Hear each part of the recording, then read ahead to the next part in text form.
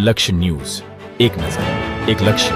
ડભોઈ ખાતે ભારતીય રાષ્ટ્રીય કોંગ્રેસ ડભોઈ સમિતિ દ્વારા પૂજ્ય મહાત્મા ગાંધીના 156માં જન્મ જયંતિની ઉજવણી કરવામાં આવી. આ પ્રસંગે ડભોઈ શહેર તેમજ તાલુકા કોંગ્રેસના આગેવાનો મોટી સંખ્યામાં ટાવર ચોક ખાતે ઉપસ્થિત રહી મહાત્મા ગાંધીની પ્રતિમાને પુષ્પમાલા અર્પણ કરી હતી.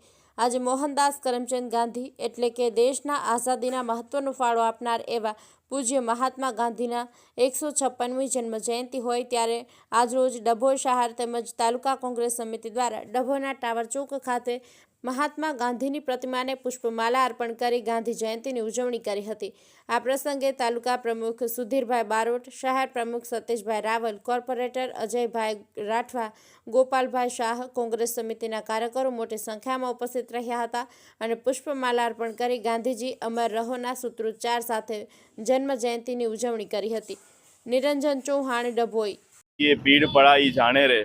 આજે પૂજ્ય બાપુની 156મી જયંતિ નિમિત્તે અમે સૌ ડભોઈ શહેર તાલુકા કોંગ્રેસના આગેવાનશ્રીઓએ ટાવર ચોક ડભોઈ ખાતે આવેલ પૂજ્ય બાપુની પ્રતિમાએ પુષ્પાંજલિ અર્પણ કરીને બાપુને આજે યાદ કર્યા છે.